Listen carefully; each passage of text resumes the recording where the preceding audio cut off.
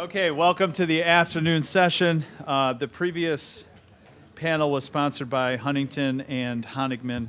Once again, so our 2:30 keynote is with Quentin Messer Jr., who's the Chief Executive Officer of the Michigan Economic Development Corporation. A lot of people do not know exactly what the MEDC does and how it can help benefit the commercial real estate community. And so for an update on how to leverage the MEDC and how the MEDC is helping to create jobs in this, thank you, how the MEDC is helping to create jobs and to drive economic opportunities here in our state, I would like to welcome to the stage Quentin Messer Jr. Now, he doesn't know this, but when he was first appointed to the role about a year ago, about sound about right? Mm-hmm. I called two of my friends down from Louisiana, Rod Miller, former DEGC CEO, and Derek Martin. And they said, you guys have no idea the kind of superstar that you have coming to your state to help bring jobs to your state. So I'm excited to introduce you to him. I was in the back of the room for the Small Business Association of Michigan's Leadership Council back in February. He gave a presentation, and I will tell you, he is a very dynamic, and his leadership style, I admire it very much. Ladies and gentlemen, Mr. Quentin Messer Jr. Is that the green button? Thank you so much. Give it up for Derek and his entire team. What a tremendous effort this is. There's nothing like government to clear out the room, Derek. I mean, you know, I feel almost like, what is that adage that President Reagan said? Hi, I'm from the government. I'm here to help you. Those are the dreaded last words. Look, I am not going to go through every slide because I think it'll be much more interesting for Derek and I to have a conversation. Derek, feel free to, if anybody's interested, to share the slides. Absolutely. But bottom line is really we've realized there's work to do, but here in Michigan, I'm a huge sports fanatic. We are building and on a quest for greatness, consistent greatness. I think that we've earned that right. So I'm not going to go through the placemat slide, but what this slide basically says, and Derek asked the question, so what does MEDC does? So what do we do? They're really in three categories. One, Travel Michigan. All of you are familiar with the iconic Pure Michigan campaign. That comes out of MEDC. The second is placemaking or community development. So many of you may have heard about the RAP program. That is through MEDC. And then what you may see more in the press, whether it's we win a battery plant, we lose a plant, that's business attraction, expansion, and retention. We partner with folks like Kevin Johnson at the Detroit Economic Growth Corporation or Maureen Krause at Detroit Regional Partnership or Daniel Carson and Ingrid Tyree at Oakland County. So one of the things I want to say is one of the reasons why it's important that we get announcements like the GM announcement in Orion and Delta Township or the recent Ford announcement is, and Kevin mentioned it, you know, there's an old adage, retail follows rooftops. But bottom line, I would imagine real estate, my brother's in real estate in my hometown of Jacksonville, Florida, and he talks about it all the time, and he goes back and forth, and he's all over me that I should be, anyway, we don't want to talk about sibling rivalry stuff. But the point is, economic development and real estate development come together because at the end of the day, we both want the same thing, which is to grow population. I would argue your business thrives when more and more people move to Michigan or move into whatever particular geographies in which you have properties. And I'm sorry, let me go back one slide. And the reason why it's important to have these seminal large projects is, yes, small businesses are the key or their engine, but what you really see, the influx of people, is when you have significant projects that create a whole new ecosystem. So if you think about it, whenever you can land a major battery plant or a semiconductor facility or whatever, it creates an entire new ecosystem. And so that is the challenge for me and what keeps me up at night. This talks about some of the work that we've done with small business. We are on both peninsulas, all 83 counties. We really launched 23 programs during the pandemic. You can see some other things. I'm just going to go through this. So one of the things I really wanted to focus on, and to Derek's question and the challenge to me is, so how do we intersect with you? And it's really, I want to spend some time on place and housing. And so this is where it all comes together. So we, in addition to my role at MEDC, I'm also the chair of the Michigan Strategic Fund. And so what the Michigan Strategic Fund is the entity that, whether you can apply to it, and sometimes we do transformational brownfield credits, or we might do other placemaking things. So if you think about the entire web, I'm just going to use housing. I'm not going to talk about retail because retail becomes somewhat challenging in and of itself to incent, and we can talk about the reasons why. But if you think about the question that a lot of people have is the missing middle. You know, we talk about affordable, but it's really the workplace housing. And there are a lot of places in our state, because of the flat population growth, it just hasn't been, the numbers have not ticked in tide for developers to sort of say, hey, look, let's change the housing stock in a significant way. So recently, the state announced a state housing plan. It's led by MISHA, the Michigan State Housing Authority. The land banks are involved. We are involved, but we're not the driver, but obviously, because of the relationship with business attraction, you can attract people if they have nowhere to live. That's where we get involved. And on this circle, I talked about the three areas that we do at MEDC. The business attraction is the GMs, the Fords, big and small businesses. The community vitality, making sure that we come alongside communities. We have a program called Development Ready Communities. We may have worked with some of the developers in this room on opportunities to make sure that we have a place where people want to live. Unlike, I'm in my early 50s.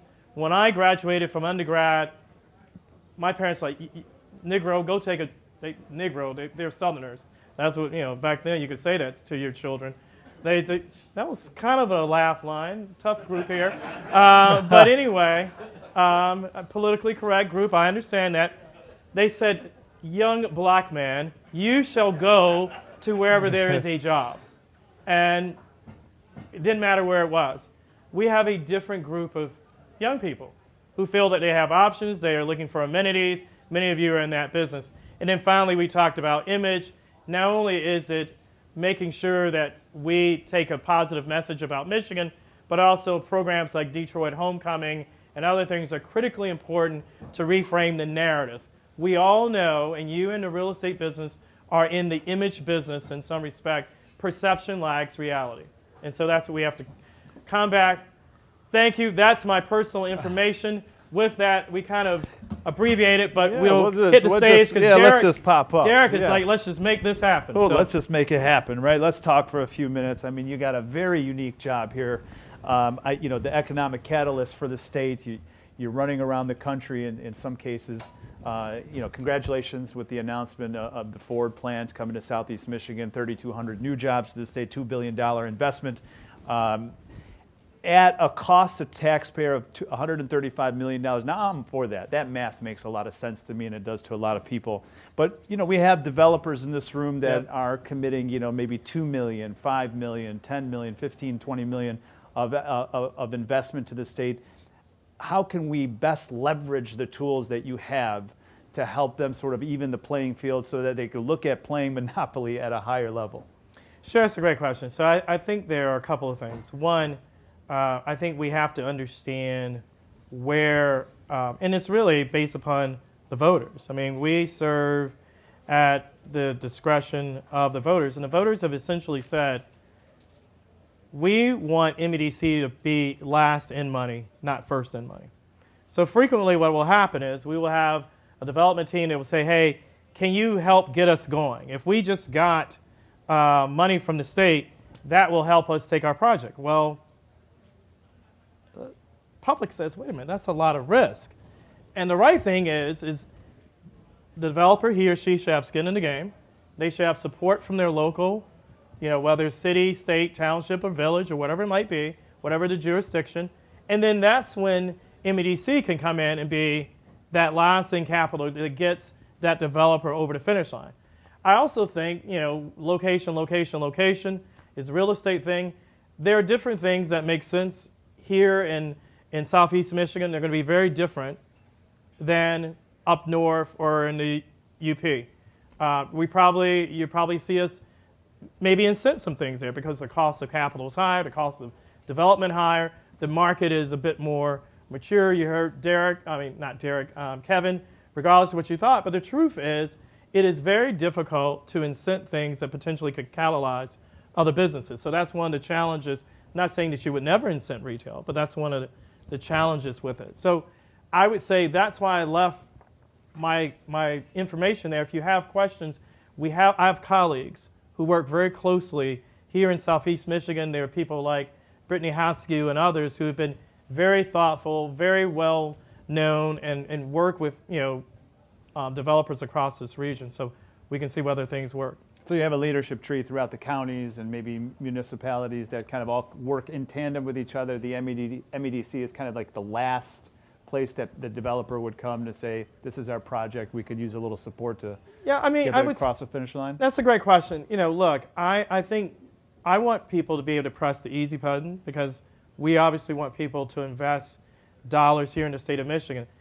I guess what I would say to that is, as far as getting the dollars, state dollars should probably be last in dollars. But if you have a question, hey, look, I'm beginning to think about this.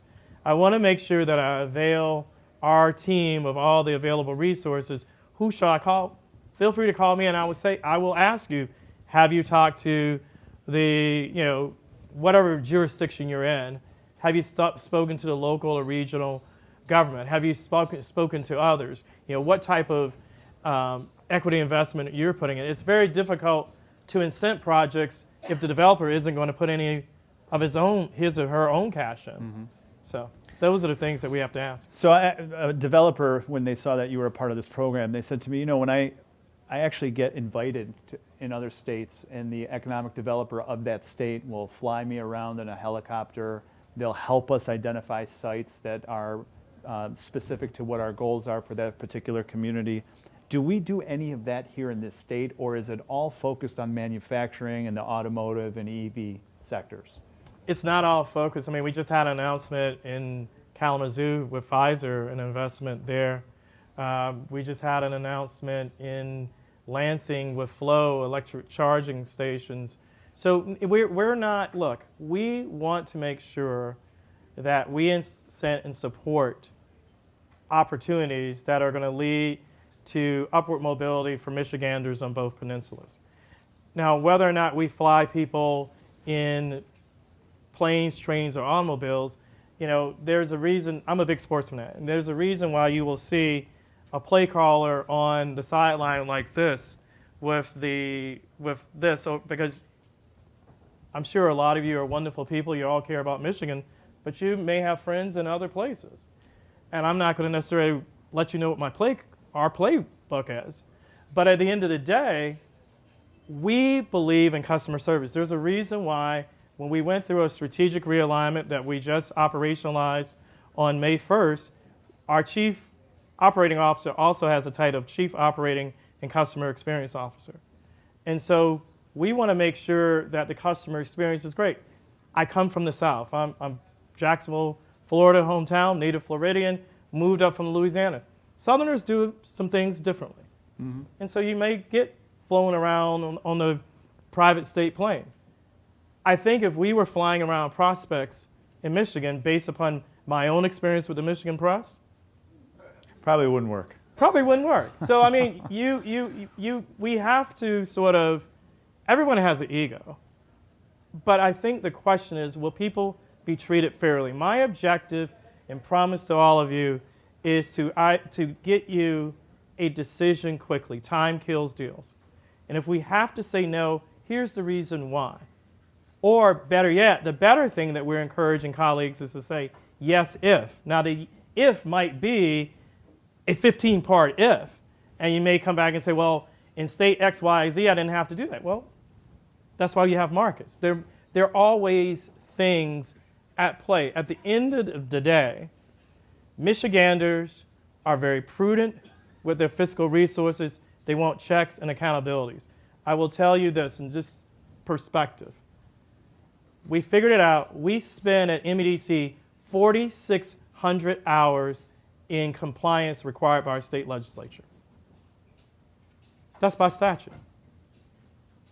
So there's a reason why we may have to ask certain questions that we have to ask. And we got some work to do in the state. So as part of your presentation and introduction to this audience today that the MEDC is open for business. Absolutely. I mean, that's why I'm here. I mean, look, we, part of it, Yogi Berra said, what is it, 99% of half of it is showing up, or whatever the Yogi Berraism is. And so it's part to let people know who we are. We're open. We're not going to necessarily fit for everybody. And that's okay. But the point is to say the state of Michigan is open and we want to aggressively compete for people's investment where it makes sense. Well, we sincerely appreciate your presentation today, and you being here means a lot. And thank you very much. I hope you enjoyed the conversation. And thank you for the short, brief keynote. Thank you. Thank you so much. Good to see you. Thank you very much.